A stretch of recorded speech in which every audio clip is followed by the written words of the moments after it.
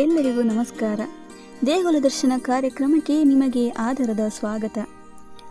ಪುರಾತನ ಕಾಲದ ಶತಮಾನಗಳ ಇತಿಹಾಸವನ್ನು ಹೊಂದಿರುವ ದೇವಸ್ಥಾನಗಳ ಬಗ್ಗೆ ನಿಮಗೆ ಪರಿಚಯಿಸುವ ಪ್ರಯತ್ನವನ್ನು ನಾವು ಮಾಡುತ್ತಿದ್ದೇವೆ. ಈಗ ನಾವು ಹೋಗ್ತಾ ಇರುವ ದೇವಸ್ಥಾನ ಯಾವುದೆಂದರೆ ಅದೇ ಶಿರಿಯಾರ ಗ್ರಾಮದ ಪಡುಮುಂಡೂನಲ್ಲಿರುವ ಕಲ್ಲು ಗಣಪತಿ ದೇವಸ್ಥಾನ. ನೋಡಿ ಸ್ನೇಹಿತರೆ, ಇದೇ ಕಲ್ಲು ಗಣಪತಿ ದೇವಸ್ಥಾನ. ಪ್ರಕೃತಿ ಮಾತೆಯ ಮಡಿಲಲ್ಲಿ ಬಂಡೆಗಳ ನಡುವೆ ನಿರ್ಮಾಣವಾದಂತಹ ದೇವಸ್ಥಾನ ಇದು.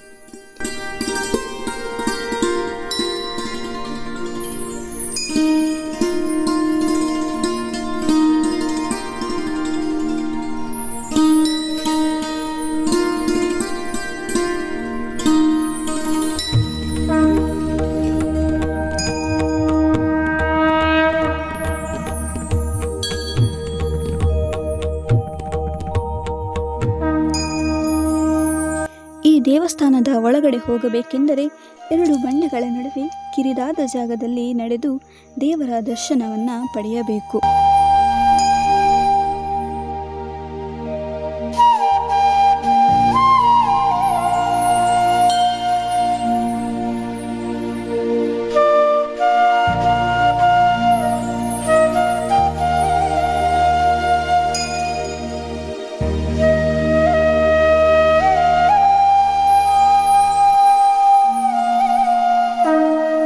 ಬಂಡೆಗಳ ನಡುವೆ ಈಶ್ವರ, ಪಾರ್ವತಿ ಹಾಗೂ ಗಣಪತಿಯ 3 ಉದ್ಭವ ಮೂರ್ತಿಗಳು ಇಲ್ಲಿ ಕಾಣಸಿಗುತ್ತವೆ. ಪ್ರತಿದಿನ ಇಲ್ಲಿ ವಿಶೇಷವಾದ ಪೂಜೆ ಕೂಡ ನಡೆಯುತ್ತದೆ.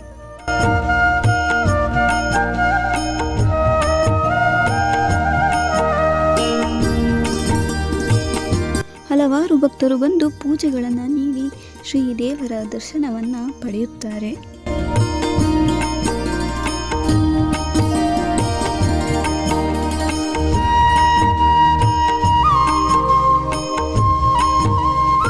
ಈ ದೇವಸ್ಥಾನ ನೋಡಲು ಚಿಕ್ಕದಾದರೂ ಇಲ್ಲಿನ ಹಿನ್ನೆಲೆ ಮಾತ್ರ ಅಪಾರ ಸ್ನೇಹಿತರೆ. ಹಾಗಿದ್ರೆ ಬನ್ನಿ ಆ ಹಿನ್ನೆಲೆ ಏನು ಅಂತ ತಿಳ್ಕೊಂಡು ಬರೋಣ.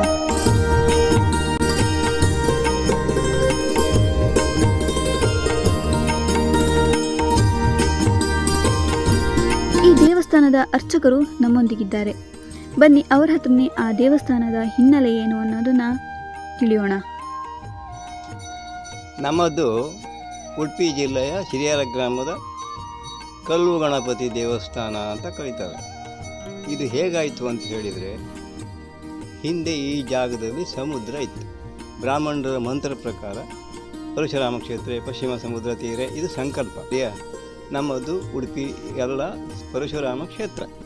ಪರಶುರಾಮ ಕ್ಷೇತ್ರ ಆಗಬೇಕಿದ್ರೆ ಮೊದಲು ಈ ಜಾಗದಲ್ಲಿ ಸಮುದ್ರ ಇತ್ತು. ಆ ಸಮುದ್ರ ಅಂತ ಹೇಳೋದು ಮಣ್ಣನ್ನೆಲ್ಲ ಹೆರ್ಗೆ ದೂಡ್ತು, ಕಲ್ಲೆಲ್ಲ ಈ ಸಿಸ್ಟಮಲ್ಲಿ ಕೂತ್ಕೊಳ್ಳುವ ರೀತಿ ಮಾಡ್ತು. ಸರಿಯಾ? ಪರಶುರಾಮ ಲಾಸ್ಟ್ ಎಂಡಿಗೆ ಏನು ಮಾಡ್ತಾನೆ, ಜಮದಗ್ನಿ ತನ್ನ ಅಪ್ಪನನ್ನು ಕೊಂದ ಸಿಟ್ಟಿಗೆ ರಾಮನ ಮೇಲೆ ಹೋಗ್ತಾನೆ. ಎಲ್ಲ ಕೊಂದು ಲಾಸ್ಟಿಗೆ ರಾಮನ ಮೇಲೆ ಹೋಗ್ತಾನೆ. ರಾಮ ಘಾಟಿ ಮೇಲೆ ರಾಮಕ್ಷೇತ್ರ.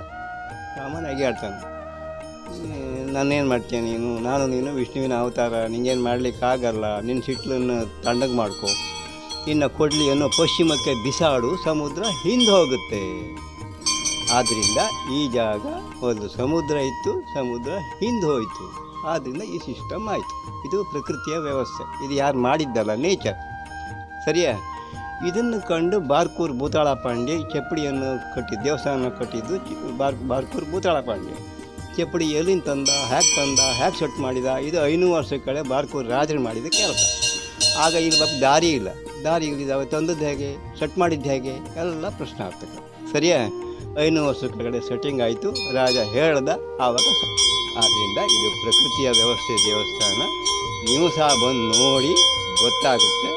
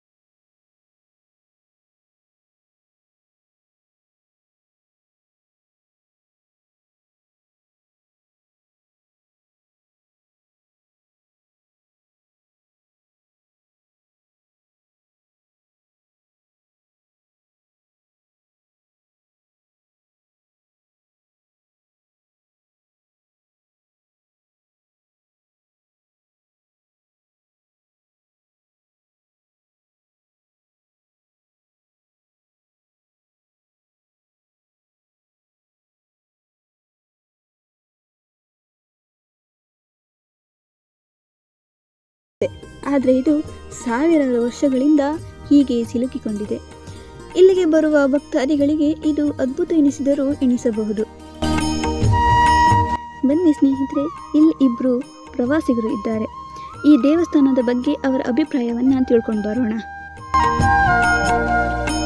ಈ ದೇವಸ್ಥಾನಕ್ಕೆ ನಾನು ಪ್ರತಿ ಮಂತ್ ಬಂದಂಗೆ ಬರ್ತಾ ಇರ್ತೀನಿ, ಪ್ರತಿ ತಿಂಗಳಿಗೊಮ್ಮೆ.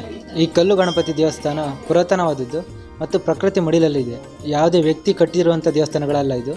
ಬಂಡೆಗಳ ಮೂಲಕ ನೋಡಿ, ನೀವು ನೋಡಿದಾಗ ಗೊತ್ತಾಗುತ್ತೆ, ಖಾಲಿ ಬಂಡೆಗಳ ಮಧ್ಯೆ ಸೃಷ್ಟಿಯಾದಂಥ ದೇವಸ್ಥಾನ. ಅದು ಮೂಡಿ ಬಂದ ಗಣಪತಿ ಲಿಂಗ ಇದು. ಇದಕ್ಕೆ ರಾಜರ ಕಾಲದಂಥ ಇತಿಹಾಸಗಳು ಉಂಟು. ಮತ್ತು ಪ್ರತಿ ವರ್ಷ ಪೂಜೆಗಳಾಗುತ್ತೆ. ಮತ್ತು ಬನ್ನಿ, ನೀವೆಲ್ಲರೂ ಬನ್ನಿ, ಒಳ್ಳೆ ಇದೆ ನೋಡುವಂಥ ಪ್ಲೇಸ್, ಪ್ರಕೃತಿಯ ಮಡಿಲಲ್ಲಿದೆ. ಸ್ನೇಹಿತರೆ, ಹಾಗೆ ಇಲ್ಲಿನ ಸ್ಥಳೀಯರೊಬ್ಬರು ನಮ್ಮ ಜೊತೆ ಇದ್ದಾರೆ. ಅವರನ್ನು ಕೂಡ ಮಾತಾಡ್ಸ್ಕೊಂಡು ಬರೋಣ ಬನ್ನಿ. ಈ ಜಿಲ್ಲೆಯ ಶಿರ್ಯಾರ ಗ್ರಾಮದ ಕೊಡುಮುಂಡು ಎಂಬ ಗ್ರಾಮದಲ್ಲಿ ಉದ್ಭವವಾದ ಒಂದು ಗಣಪತಿ. ಅಂದರೆ ಪ್ರಕೃತಿ ಮಡಿಲಲ್ಲಿ ಆದಂಥ ಒಂದು ದೇವಸ್ಥಾನ. ಇದಕ್ಕೆ ಒಂದು ಸಾವಿರಾರು ವರ್ಷಗಳ ಅಂದರೆ ಶತಮಾನಗಳ ಇತಿಹಾಸ ಇದೆ ಅಂತ ಹೇಳಿದರೂ ಹೇಳ್ಬೋದು. ಅದು ಕರೆಕ್ಟಾಗಿ ಕ್ಯಾಲ್ಕುಲೇಷನ್ ಮಾಡಿ ಹೇಳಲಿಕ್ಕಾಗೋದಿಲ್ಲ. ಅಂದರೆ 500 ವರ್ಷಗಳ ಹಿಂದೆ ಬಾರ್ಕೂರು ರಾಜ ಭೂತಳ ಪಾಂಡ್ಯ ಅದನ್ನು ಒಳಗಡೆ ಎಲ್ಲ ಸ್ವಲ್ಪ ಜೀರ್ಣೋದ್ಧಾರ ಮಾಡಿದಂಥ ಒಂದು ಇತಿಹಾಸ ಉಂಟು.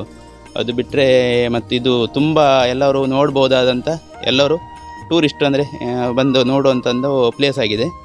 ಇದು ತುಂಬ ವರ್ಷಗಳ ಇತಿಹಾಸ ಇದೆ. ನಾನು ನಿಜ ಹೇಳಬೇಕಂದ್ರೆ ಇದು ಸ್ಥಳೀಯ ವ್ಯಕ್ತಿ ನಾನು. ಆದ್ದರಿಂದ ಇದ್ರ ಬಗ್ಗೆ ನನಗೆ ತುಂಬ ನಂಬಿಕೆ ಮತ್ತು ಒಂದು ನಮ್ಮ ಊರಲ್ಲಿ ಉಂಟಂಥ ಹೆಮ್ಮೆ. ಮತ್ತು ಇದು ತುಂಬ ಒಂದು ಪ್ರಕೃತಿದತ್ತವಾದ ಒಂದು ದೇವಸ್ಥಾನ. ಇಲ್ಲಿ ಬಂದರೆ ಸಮಯ ಹೋಗಿದ್ದೇ ಗೊತ್ತಾಗಲ್ಲ ಅಲ್ವಾ ಸ್ನೇಹಿತರೆ? ಎಲ್ಲಿ ನೋಡಿದರೂ ಸುತ್ತ ಬಂಡೆಗಳ ಸಾಲು, ಸ್ವಚ್ಛಂದವಾದ ಗಾಳಿ, ಮನಸೂರೆಗೊಳ್ಳುವಂತಹ ವಾತಾವರಣ. ಸ್ನೇಹಿತರೆ, ನೀವು ಕೂಡ ಒಮ್ಮೆಯಾದರೂ ನಿಮ್ಮ ಕುಟುಂಬದೊಂದಿಗೆ ಈ ದೇವಸ್ಥಾನಕ್ಕೆ ಭೇಟಿ ಕೊಡಿ. ನೀವು ಉಡುಪಿಯಿಂದ ಬರುವುದಾದರೆ ಬ್ರಹ್ಮಾವರ ಬಾರ್ಕೂರು ರಸ್ತೆಯ ಮೂಲಕ ಸೈಬರ್ಕಟ್ಟೆ ಹಾಗೆ ಕುದುರೆಕಟ್ಟೆಗೆ ಬಂದರೆ, ಅಲ್ಲಿಂದ ಪಡುಮುಂಡು ಹೋಗುವ ದಾರಿಯ ಮೂಲಕ ಬಂದರೆ ಅಲ್ಲೇ ಕಲ್ಲು ಗಣಪತಿ ದೇವಸ್ಥಾನ ಸಿಗುತ್ತದೆ. ಒಂದು ವೇಳೆ ಸಿದ್ದಾಪುರ ಮೂಲಕ ಬರೋದಾದರೆ ಶಿರ್ಯಾರ ಮೂಲಕ ಕುದುರೆಕಟ್ಟೆಗೆ ಬಂದರೆ ಅಲ್ಲಿಂದ ಕಲ್ಲು ಗಣಪತಿ ದೇವಸ್ಥಾನಕ್ಕೆ ಹೋಗಬಹುದು. ಸ್ನೇಹಿತರೆ, ಒಮ್ಮೆಯಾದರೂ ಇಲ್ಲಿಗೆ ಭೇಟಿ ಕೊಡಿ. ಹಾಗಿದ್ರೆ ಸ್ನೇಹಿತರೆ, ಮುಂದೆ ಇನ್ನೊಂದು ದೇವಸ್ಥಾನದ ಮೂಲಕ ನಾನು ನಿಮ್ಮ ಮುಂದೆ ಬರುತ್ತೇನೆ. ಅಲ್ಲಿವರೆಗೂ ಕಾಯ್ತಾ ಇರಿ. ನಮ್ಮ ಚಾನಲನ್ನು ಇನ್ನೂ ಸಬ್ಸ್ಕ್ರೈಬ್ ಮಾಡಿಕೊಂಡಿಲ್ಲ ಅಂದರೆ ಈಗಲೇ ಮಾಡಿಕೊಳ್ಳಿ. ಧನ್ಯವಾದ.